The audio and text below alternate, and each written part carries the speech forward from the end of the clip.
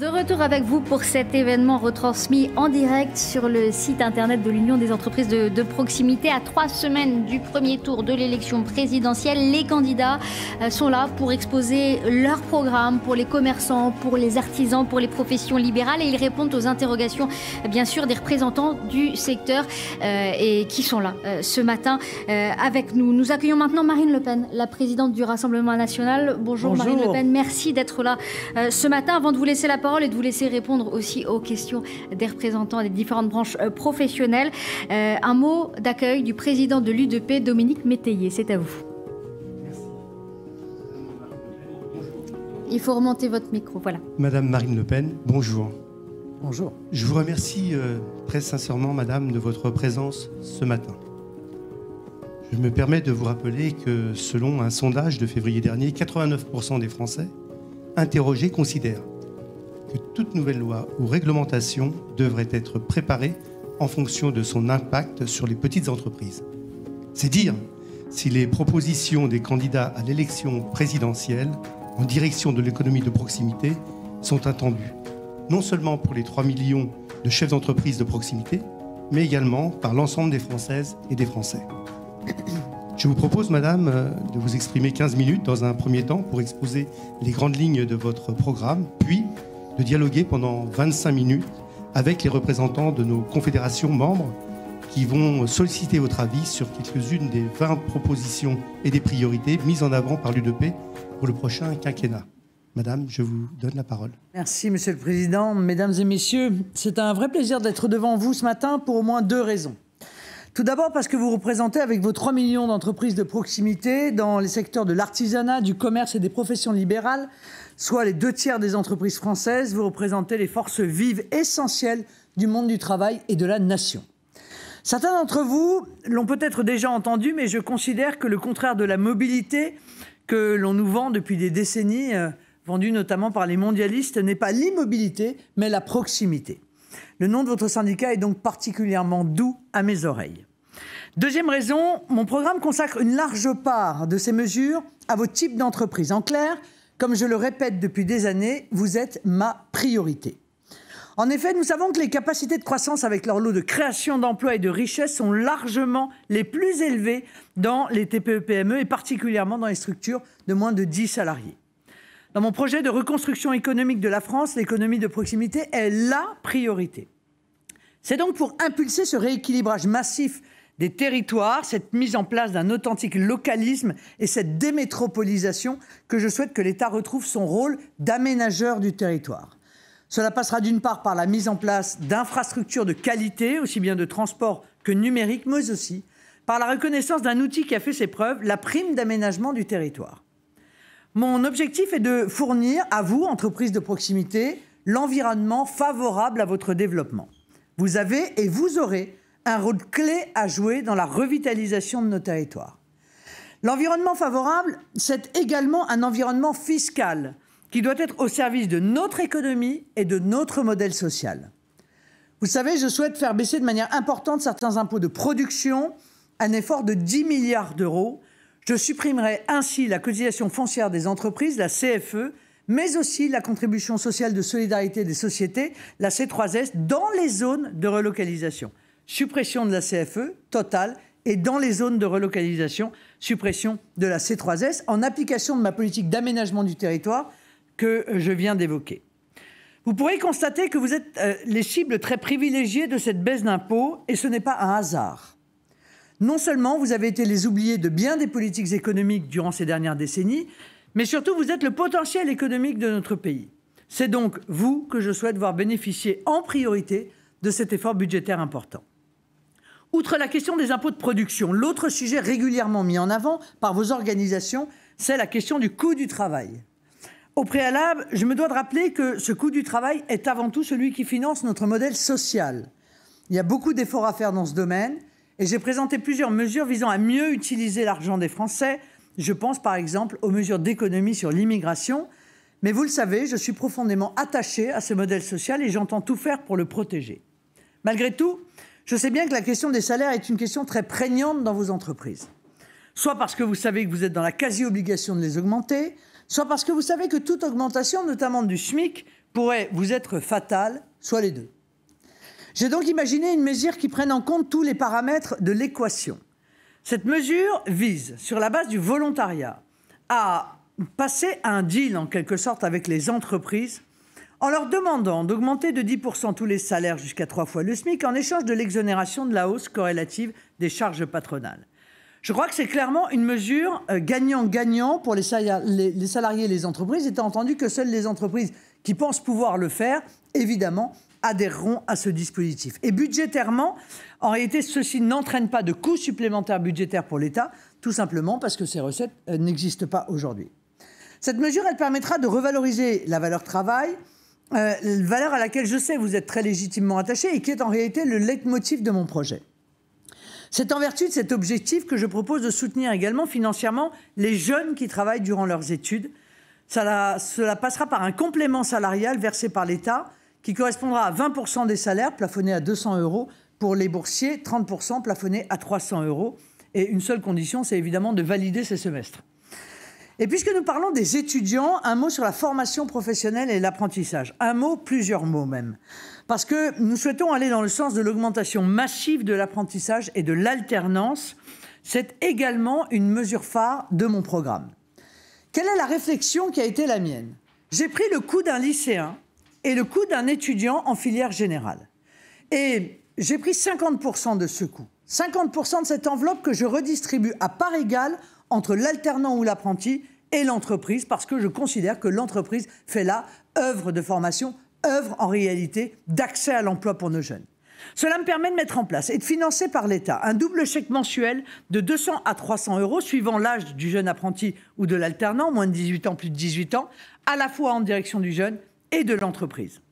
Par ailleurs, nous sommes totalement d'accord avec vous pour exiger des CREFOP, donc au niveau de chaque région, qu'il y ait une communication annuelle sur l'offre de formation en apprentissage dans les territoires. Ça fait des années, je demande même que ces offres puissent être, ainsi que les débouchés des filières, affichés dans les halls des collèges et des lycées pour pouvoir susciter des vocations et puis parfois des idées de métiers auxquelles nos jeunes ne pourraient pas penser.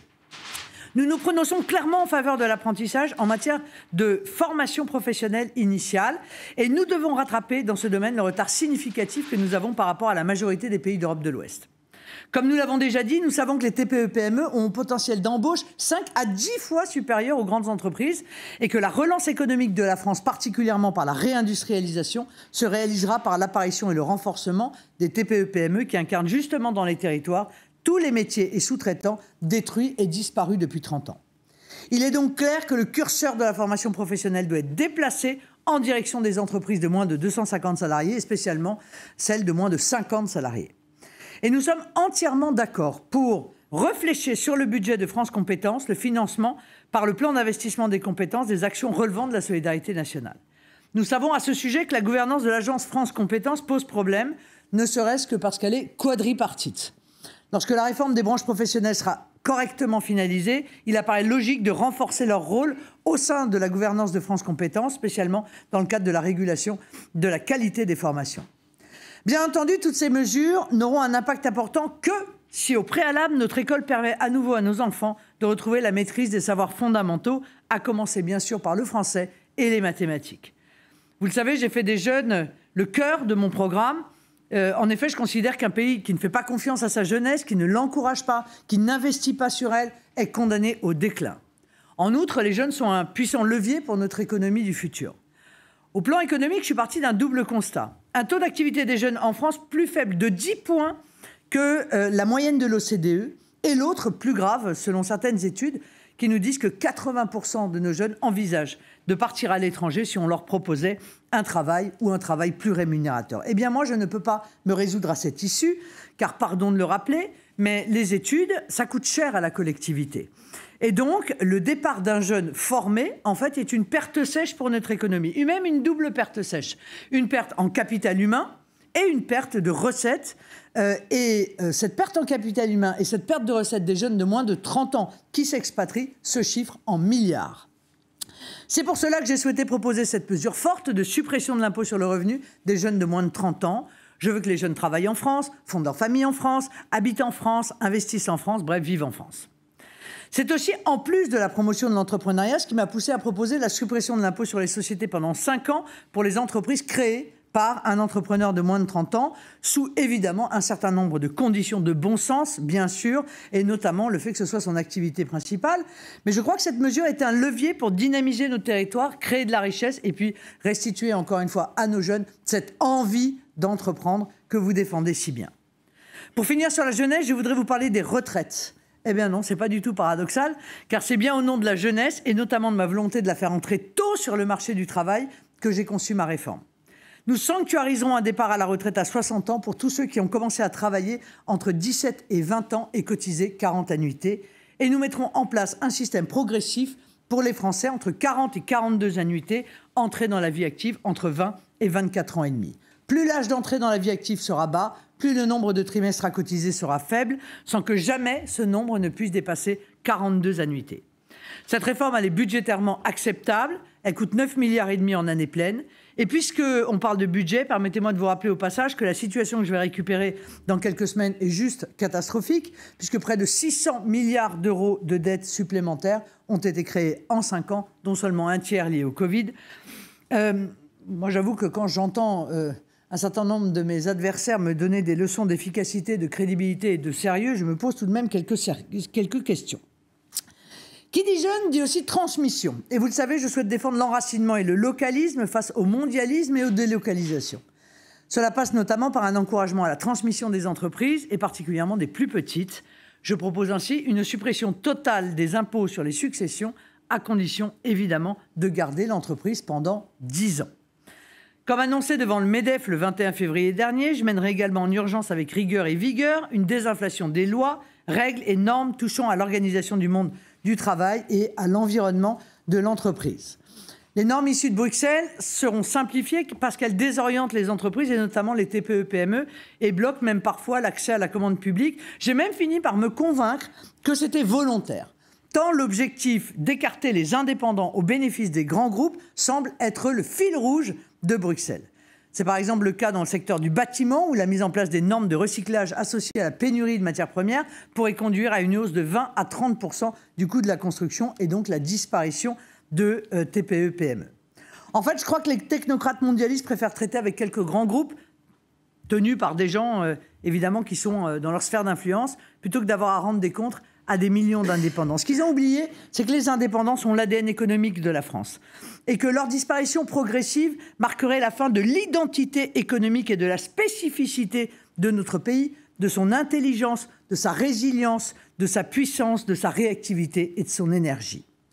Avant de répondre à vos questions, permettez-moi de prendre un peu de hauteur, quelques secondes, et de vous expliquer la philosophie générale de ma future politique économique. Sans surprise, elle repose sur le patriotisme économique et donc le localisme. Il en va d'abord de notre planète, la mondialisation est l'ennemi de l'écologie, mais aussi de notre souveraineté. Je crois que les crises sanitaires et ukrainiennes illustrent d'ailleurs les dangers d'être dépendants des autres. Je reconnais toutefois que l'évangile de la mondialisation a du plomb dans l'aile et que le dogme de la France sans usine que l'on nous a vendu il y a quelques décennies est définitivement enterré. Tant mieux, mais quels dégâts entre-temps. Alors allons au bout de la logique et changeons de modèle. Pour mettre en œuvre cette politique, 2 outils. Le premier, la commande publique. Je souhaite que les entreprises françaises et particulièrement les TPE-PME soient privilégiées dans la commande publique. Le second outil que je souhaite mettre en place, c'est un fonds souverain, le Fonds souverain français, FSF, placé sous l'égide de la Caisse des dépôts. Il vise à orienter enfin l'épargne des Français vers l'activité économique, cette fameuse économie réelle qui manque de fonds propres, et à rémunérer cette épargne. Les parts sociales du FSF bénéficieront d'un retour financier de 2% par an, avec un complément pour les détentions longues, ajustable en cas de hausse de l'inflation structurelle. En outre, importante caractéristique, les parts sociales du FSF bénéficieront d'une garantie de capital. Chaque Français pourra ainsi devenir actionnaire de la Maison France, investisseur et donc acteur du redressement national. Voici rapidement brossé le programme que je mettrai en œuvre dès mon élection. Il est concret, il est chiffré, il est solide, il est prêt à l'emploi. Merci, bien entendu, de votre attention et je suis bien sûr prête à répondre à l'ensemble de vos questions. Et vous êtes pile à l'heure. Merci Marine Le Pen. Voici donc voici venu ce temps des questions qui vous sont posées donc par les représentants ici de l'Union des entreprises de proximité et aussi par le public via les réseaux sociaux. Et voilà, je me ferai l'écho de ces questions. La première question vous est posée par Jean-Pierre Chedal, membre du Conseil national de l'UDP et membre de la Confédération générale de l'alimentation en détail. Jean-Pierre Chedal, c'est à vous. Bonjour Madame Le Pen. Bonjour. Ma question fait référence au dialogue social. Le dialogue social, pour ne pas dire millefeuille social, est souvent confisqué par les grandes entreprises et les grandes centrales syndicales. Ma question est de savoir comment vous allez intégrer le secteur des TPE, PME, artisans, professions libérales à ce dialogue social en ayant bien évidemment une vision entrepreneuriale. Alors, vous voyez, vous avez terminé sur le début de ma réponse. En réalité, c'est une histoire d'état d'esprit. Il y a depuis des décennies un lien extrêmement fort entre les très grandes entreprises et nos dirigeants. Qui fait que, eh bien, on vient toujours à leur chevet, on se pose toujours la question de savoir ce qui est bon pour eux, on met toujours en place des normes qui sont des normes qu'ils peuvent assez facilement absorber, mais qui sont juste impossibles à absorber pour les TPE, les PME et encore plus pour les toutes petites entreprises. Donc, c'est véritablement une question d'état d'esprit.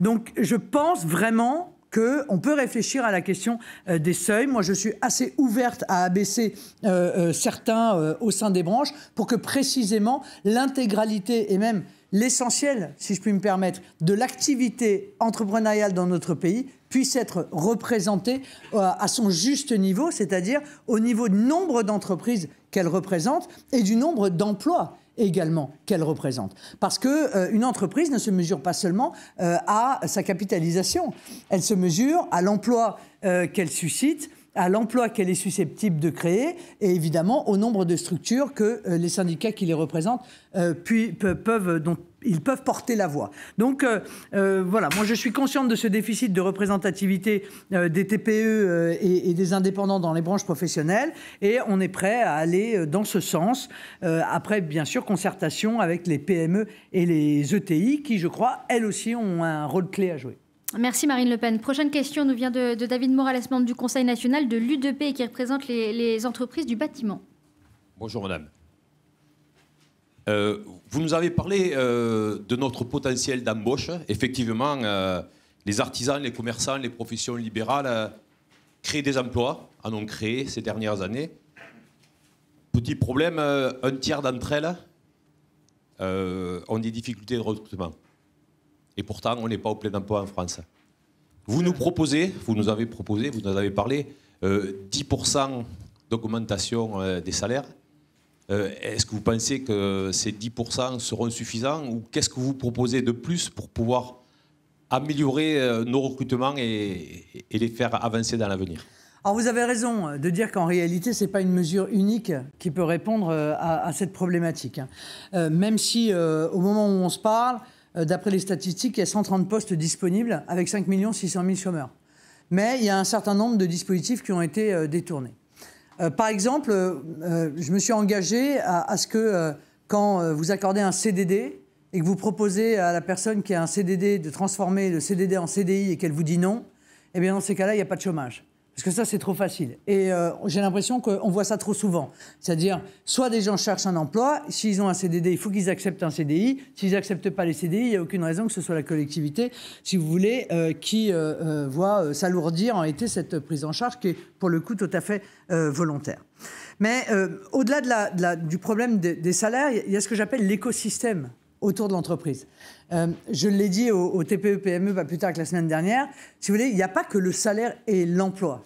Dans la réflexion que se fait un salarié, il y a tout ce qu'il y a autour, il y a tout ce qu'il y a en dehors de l'entreprise. Et ça, c'est le problème de la démétropolisation. C'est le problème de l'environnement autour de l'entreprise. Chacun voit midi à sa porte. Vous, entrepreneur, vous voyez midi à votre porte, mais le salarié lui-même, il voit midi à sa porte. Or, autour de l'entreprise, on ne peut pas ignorer ce qu'il y a. Il y a d'abord le problème de la désertification d'un certain nombre de territoires. Quand on vient travailler dans une entreprise, quand on est en couple, que va faire madame ou que va faire monsieur? Est-ce que lui-même aura accès à un emploi sur ce territoire? Est-ce que les enfants pourront avoir une école à proximité?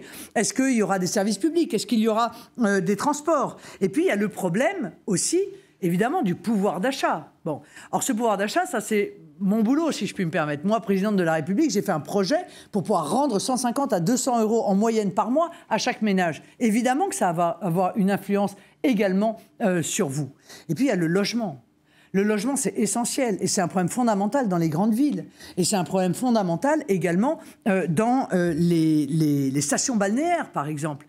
Si vous voulez, moi, j'ai beaucoup discuté avec des restaurateurs, avec des petites entreprises qui me disent « Ben voilà, nous, on cherche pour juillet, août, des salariés, on n'en trouve pas. » Ben oui, on n'en trouve pas. Parce que le problème, c'est que par rapport au salaire qu'on offre à cette personne-là, eh bien, elle n'arrive pas à se loger dans la ville. Voilà, il n'y a pas de logement. Ou alors, le logement, c'est 2/3 du salaire qu'il va gagner pendant le mois. Donc tout ça, vous voyez, cet écosystème-là, il faut qu'on y réfléchisse ensemble. Et ça, je crois que c'est le rôle de l'État, pour le coup, de réfléchir à cet écosystème, pour mettre en place un environnement autour de l'entreprise qui permette à des gens qui auraient envie de travailler de pouvoir le faire sans soit perdre de l'argent, soit gagner en réalité quelque chose de dérisoire. Vous voyez, par exemple, une chose simple, pour les stations balnéaires, pour ce travail qui est un travail temporaire, saisonnier, mais qui est essentiel pour faire tourner l'économie, eh bien, peut-être pourrait-on voir avec l'Éducation nationale pour que les internats, qui sont évidemment fermés pendant l'été,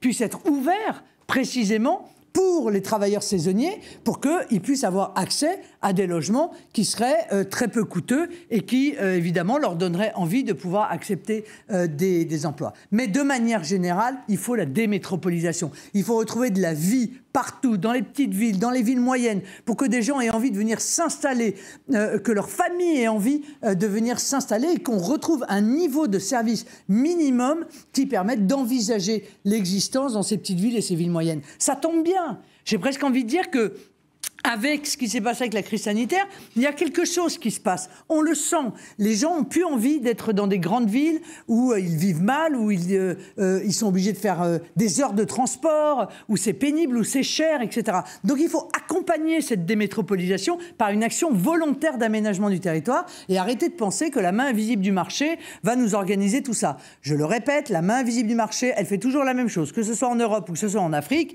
Elle fait des gigantesques métropoles et autour, elle fait des déserts. Voilà comment ça se passe. Et puis enfin, il y a, ce que je mettrai en œuvre, qui est la priorité d'accès au logement social pour les Français. Je vais intégrer dans la Constitution la priorité nationale pour l'accès au logement social. Et ça permettra dans un certain nombre de grandes villes à des travailleurs de pouvoir accéder à un logement social, alors que les logements sociaux aujourd'hui, objectivement, sont quasiment impossibles à obtenir à un délai raisonnable qui soit en mois et plus seulement en année. Donc, vous voyez que, pour répondre à vos questions, non, c'est pas suffisant, mais toutes ces mesures-là, mises en œuvre ensemble, vont probablement permettre, avec évidemment l'amélioration aussi du fonctionnement de Pôle emploi, parce qu'il y a un problème avec Pôle emploi, si vous voulez, c'est que je crois que leur logique est inversée. En réalité, eux, ils partent du souhait du salarié et ils essayent de trouver l'entreprise qui va permettre de l'embaucher. Moi, je pense qu'il faut faire l'inverse. Il faut inverser, en fait, la logique de Pôle emploi. Il faut partir du poste qui est proposé par l'entreprise et trouver les personnes qui sont dans les fichiers, avec une formation si besoin, qui puissent souhaiter remplir cet emploi-là. Donc, avec toutes ces mesures, oui, je pense qu'on peut obtenir de bons résultats. Marine Le Pen, la prochaine question nous vient de François Blanche-Côte, membre du Conseil national de l'UDP. Il représente les professions libérales. C'est à vous, François Blanche-Côte. Marine Le Pen, bonjour.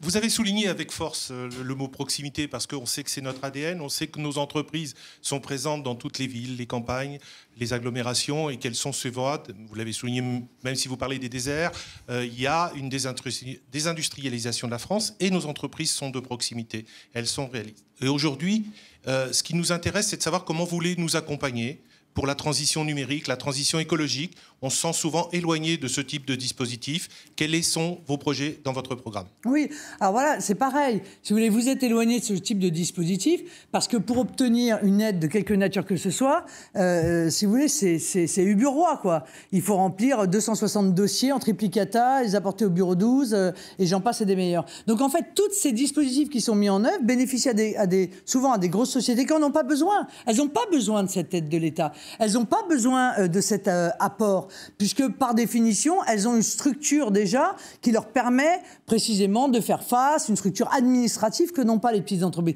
Donc il faut vraiment réorienter ces dispositifs précisément vers ceux qui en ont besoin, c'est-à-dire les petites entreprises. Et moi, je crois beaucoup à ce développement précisément du numérique. Et voilà quelque chose précisément que je ferai, vous voyez, avec le Fonds souverain français. C'est ce type d'infrastructure-là que le Fonds social français va pouvoir mettre en œuvre et dans lequel il va pouvoir investir. De la même manière que l'aménagement du territoire, ça passe aussi par un aménagement routier. Pourquoi croyez-vous que je veux nationaliser les autoroutes? Au-delà du fait qu'on a tous été volés comme au coin d'un bois, puisque à partir du moment où c'était amorti, on nous a dit, bon, vous êtes bien gentil, vous avez payé, maintenant c'est nous qui allons toucher les dividendes. Bon, donc ça c'est plus possible. Mais pourquoi je reprends la main? Je reprends la main aussi parce que je veux faire par exemple des sorties d'autoroute. La multiplication des sorties d'autoroute va permettre de revitaliser un certain nombre de territoires qui aujourd'hui restent, quoi qu'on en dise, enclavés. Et ça c'est fondamental pour les petites entreprises. Donc c'est vraiment, vous voyez, vraiment pour moi l'aménagement du territoire, c'est un des éléments essentiels de mon projet, parce que si on ne fait pas cela, alors à l'évidence, par un effet de cercle vicieux, si vous voulez, tout se dégrade. L'entreprise n'est plus là, donc les salariés ne sont plus là, donc les écoles ne sont plus là, donc les hôpitaux ne sont plus là, donc il n'y a plus besoin de transport puisqu'il n'y a pas assez de personnes pour les utiliser, donc il n'y a plus besoin de services publics parce qu'il n'y a plus assez de personnes pour les utiliser, etc. Et on arrive effectivement à une accélération de la désertification. Mais comme il existe un cercle vicieux, il existe aussi un cercle vertueux, et c'est celui-là que je veux mettre en œuvre. Donc c'est vraiment un des aspects fondamentaux de la politique localiste que je veux voir appliquée dans notre pays. Une question maintenant de Laurent Munro, vice-président de l'UDP qui représente les métiers de service. C'est à vous, Laurent Munro. Oui, Madame Le Pen. Les pouvoirs publics favorisent généralement les grandes entreprises dans les choix qui sont faits. On le voit pour les marchés publics souvent qui sont remportés par les grandes entreprises au détriment de la vie locale et j'irais même plus loin du Made in France pour bien des entreprises. Vous proposez dans votre programme de supprimer, vous l'avez dit, la cotisation foncière des entreprises, de favoriser les PME pour les marchés publics. Est-ce que tout cela suffira pour que les artisans, les commerçants, les professionnels libéraux soient au cœur de notre modèle de société encore à l'avenir? Oui, quand même. Enfin, ça suffira. Encore une fois, c'est un tout, hein, je vous l'ai dit. Mais oui, quand même. Oui, quand même, parce que en réalité, on s'aperçoit que dans beaucoup de secteurs, ce ne sont même pas des grands groupes qui sont choisis au détriment des TPE-PME, ce sont des groupes étrangers. Voilà, clairement, il faut le dire. On a mis en place des règles qui sont des règles qui, en réalité, sont presque une préférence étrangère dans le domaine des marchés publics. Donc, il faut à tout prix que dans le cadre de la politique patriote que nous souhaitons mettre en œuvre, parce que je suis désolé, mais moi je ne suis pas chargé du bonheur du monde, je suis éventuellement chargé du bonheur des Français, des entreprises françaises, des salariés français et de ceux qui vivent dans nos territoires. Eh bien moi, je suis pour la commande publique, bien sûr, à l'évidence. Et pour cela, il faut impulser politiquement ce souhait de voir les entreprises françaises privilégiées par les collectivités, mais il faut aussi impulser le fait que les normes ne les empêchent pas de pouvoir être présents pour répondre à ces marchés publics. Or, je vous l'ai dit tout à l'heure, et je vous le dis parce que j'en suis convaincu. J'ai été député européen pendant un certain nombre de temps. Clairement, ils ne veulent pas de vous. Ils ne veulent plus d'indépendants. Voilà, les indépendants, c'est embêtant. Pourquoi? Parce qu'ils sont indépendants. Ben voilà, c'est tout. Voilà, vous avez l'explication, en réalité, dans le libellé. C'est tellement plus simple, encore une fois, d'avoir un certain nombre de grandes boîtes, une dizaine, et puis de considérer que les indépendants ont vocation à être tous des sous-traitants. Voilà, vous deviendrez tous, si on continue comme ça, des sous-traitants de quelqu'un. Eh bien, moi, je ne souhaite pas que vous soyez des sous-traitants de quelqu'un. Pas plus dans la pharmacie ou dans les laboratoires que pour les mutuelles, que pour les salons de coiffure. Moi, je veux qu'il existe encore des indépendants dans notre pays parce que c'est un état d'esprit aussi que je défends et une identité économique que je défends. Donc, moi, l'idée, si vous voulez, de venir en permanence au soutien des grands groupes, y compris le CICE, bon, on sait très bien que ça a quand même beaucoup bénéficié aux grands groupes, toujours pareil, parce que la complexité de l'accès à ce type de dispositif, eh bien, est conçue pour démoraliser, démobiliser éventuellement les petites entreprises. Donc, croyez-le bien, quand je dis, et je l'ai dit longtemps et souvent dans ma campagne, tout pour les TPE, PME, eh bien, c'est tout pour les TPE, PME. C'est un changement radical d'orientation. C'est vrai pour vous, c'est vrai dans d'autres domaines de la politique que je vais mener. Moi, je veux venir au chevet de ceux qui en ont besoin, pas venir au chevet de ceux qui n'en ont pas besoin, parce que ça ne sert à rien. Voilà, c'est de l'argent, pour le coup, dépensé pour rien. La dernière question de cette matinée, Marine Le Pen, nous vient du public, des réseaux sociaux. Je m'en fais le porte-parole. L'UDP, nous dit cette personne, est attachée à la sauvegarde d'un système de retraite par répartition. Il importe aujourd'hui de restaurer la confiance dans ce système et de retrouver un équilibre pour valoriser le travail indépendant au même titre que le salariat. Vous annoncez vouloir lancer un plan de soutien d'urgence pour la santé de 20 milliards d'euros, mais aussi maintenir l'âge de départ à la retraite. Comment comptez-vous assurer son financement et sa pérennité? Et quelle place accordez-vous au travail indépendant dans le système social, Marine Le Pen? Écoutez, moi, je vais présenter d'ici quelques jours mon chiffrage. Mon chiffrage, il est à l'équilibre. Je le dis de la manière la plus claire qui soit, je n'augmenterai pas les impôts, je les baisse même pour toute une série de catégories et je n'aggraverai pas la dette. Moi, ce que je veux faire, c'est retrouver de la croissance. Retrouver de la croissance, retrouver de la richesse, retrouver de l'emploi. Parce que je rappelle tout de même que les problèmes de retraite sont liés au fait qu'on ne fait pas assez d'enfants dans notre pays, donc j'ai toute une partie qui vise la politique nataliste, et qu'on n'a pas assez d'emplois. On n'a pas assez d'emplois, voilà, pour assurer effectivement la pérennité, en tout cas l'équilibre de notre système de retraite. Je vous signale quand même que les 500 000 travailleurs détachés, bon, c'était une superbe idée encore qui nous a été imposée. Les 500 000 travailleurs détachés, c'est 4 milliards de pertes de recettes.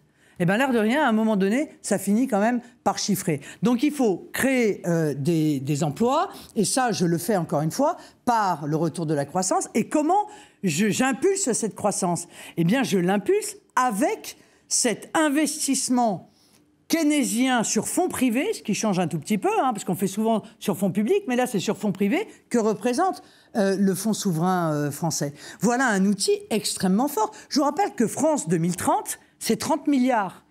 Le FSF, il a vocation, au bout de 5 ans, d'être à hauteur de 500 milliards. Vous voyez la différence quand même de périmètre entre les deux? C'est considérable. Eh bien, avec cela, nous allons pouvoir recréer, encore une fois, de la croissance dans notre pays en vous donnant la capacité de créer les richesses. C'est pas l'État qui crée les richesses. L'État, il peut accorder des fonds propres. L'État, il peut organiser l'aménagement du territoire. L'État, il peut mettre en place un environnement favorable aux entreprises. Il peut pas faire votre travail. Ça, c'est une évidence. Mais il peut aussi rendre leur argent aux Français, c'est-à-dire ne pas pomper de manière indéfinie, je veux dire, par l'intermédiaire de dépenses contraintes, des sommes qui sont tellement considérables qu'aujourd'hui, au moment où nous parlons avec la hausse du carburant, moi j'ai des témoignages de gens qui me disent « Je suis désolé, je vais arrêter de travailler. Je vais arrêter de travailler parce qu'avec le niveau du carburant aujourd'hui, je gagne plus ma vie avec des minima sociaux qu'en travaillant. » Bon, tant qu'on sera dans cette situation-là et qu'on laissera cette situation perdurer, évidemment, on ne s'en sortira pas. Donc, véritablement, quand je vous dis que je serai à l'équilibre, je le serai, mais évidemment, je vais faire des économies. Voilà. Je vais faire des économies, par exemple, sur l'immigration, de manière drastique. On ne peut plus prendre en charge l'intégralité des gens qui arrivent chez nous et qui vivent grâce à la solidarité nationale. Le problème de la solidarité, c'est merveilleux la solidarité, mais si elle n'est pas nationale, si elle est mondiale, ça ne fonctionne plus. Voilà, c'est simple. Le meilleur moyen de tuer la solidarité nationale, c'est de la rendre mondiale, parce que le poids qui pèse sur elle, eh bien, il pèse sur vous. par définition, puisque les charges sociales sont aussi en fonction du nombre de personnes que l'on a à prendre en charge, ainsi d'ailleurs que les impôts. Donc, lutte contre les fraudes, pas seulement la fraude. Si on dit de la fraude, on pense à la fraude sociale. Il y a du boulot, hein, parce qu'il y en a, ça c'est incontestable. Mais les fraudes, les ententes, dont vous pouvez être directement victime, les fraudes aux importations, c'est-à-dire les produits importés qui ne respectent pas les mêmes normes qui vous sont imposées à vous. Ça, c'est d'une déloyauté totale. Et ça crée une perte de compétitivité dans certains secteurs qui est quasiment insurmontable, je veux dire. Or, on laisse faire ça, on ferme les yeux, c'est le laisser aller, laisser passer, laisser faire. Eh bien, moi, je ne souhaite plus laisser aller, laisser passer, laisser faire. Je souhaite que dans le monde, dans un monde qui est, c'est vrai, un monde d'échange, un monde de mondialisation, mais on n'est pas obligé d'être dans un monde de mondialisme, c'est-à-dire qu'on a le droit de réguler cette mondialisation pour défendre les intérêts vitaux de notre pays. Et un des intérêts vitaux de notre pays, c'est évidemment la santé de nos TPE-PME. Marine Le Pen, merci d'avoir été là ce matin avec les entreprises de proximité, artisans, commerçants, professions libérales. Merci aux autres candidats et à leurs représentants, Boris Vallaud pour Anne Hidalgo, Valérie Pécresse, Bruno Le Maire pour Emmanuel Macron, d'avoir été là. Merci à vous tous derrière vos écrans qui avez apporté vos témoignages tout au long de cette matinée. Sachez que l'émission sera disponible d'ici quelques instants sur le site de l'UDP. Portez-vous bien et à bientôt.